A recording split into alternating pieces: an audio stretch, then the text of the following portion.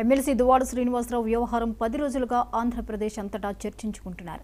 శ్రీనివాస్ ఉంటున్న ఇంటి మీద తనకు హక్కుందంటున్నారు. ఆయన భార్య వాణి ఈ 10 రోజులుగా ఆమె అక్కడ కార్ షెడ్లోనే దీక్ష చేస్తున్నారు.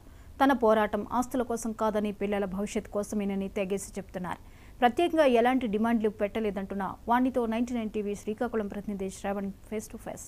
చెప్పండి మేడం, గత 10 రోజులుగా కూడా మీరు న్యాయ పోరాటం చేస్తున్నటువంటి పరిస్థితి ఉంది కదా, ఇంకా ఎన్ని రోజులు కొనసాగించే అవకాశం ఉందా? కొద్దిగా మా ప్రాసెస్లో మేము వెళ్తున్నామండి. ఇంకొక 1 వీక్ పట్టొచ్చని నేను ఆలోచిస్తున్నాను.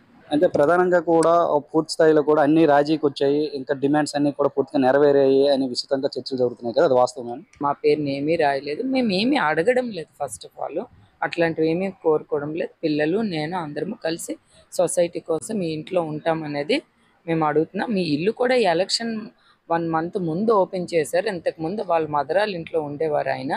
మేము ఎలక్షన్ అయిపోయిన తర్వాత మా ప్రయత్నాలు మేము గొడవలు లేకన్నా ఇంటికి రావడానికి ప్రయత్నిస్తూనే ఉన్నాము. దానికి టైం చూసుకొని కాంట్రవర్సీ కాకుండా పిల్లల ద్వారా అప్రోచ్ అవుదామని చూశాను.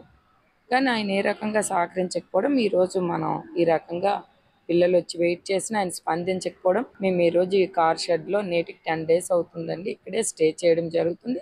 ఆయనలో ఎలాంటి మార్పు కానీ ఏమీ లేదు. మాకు ఏ ఫైనాన్స్ వద్దండి, మాకు 1 రూపీ కూడా మేము కోరుకోవడం లేదు.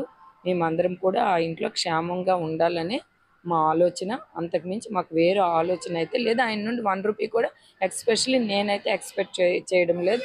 తన బాధ్యత, తన పిల్లలకు చూసుకోవాల్సిన బాధ్యత తనకుంది, తను చూసుకోవాలి. ఆడపిల్లలు కాబట్టి ఈరోజు మేము మా పోరాటం చేసి మా ఫ్యామిలీ ప్రెస్టేజ్ కోసం మేము స్టాండ్ అయ్యి ఆలోచిస్తే ఈరోజు డైవర్స్ నోటీస్ అని ఆయన అందరి ముందు చెప్తున్నారండి. అంటే మేము సాక్రిఫైస్ చేసేసి ఆయన ఎలా తిరుక్కున్నా, ఎలా బిహేవ్ చేసినా మాకు రోడ్డు మీద వదిలిస్తే ఆయన ఇష్టానుసారం ఆయన కుటుంబ సభ్యులు చేసుకొని నన్ను నా పిల్లల్ని రోడ్డు మీద వదిలేస్తారు.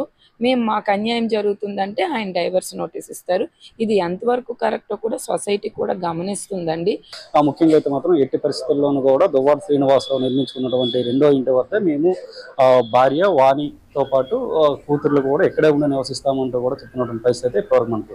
కెమెరా పర్సన్ భాస్కర్తో శ్రావణ్, 99 టీవీ.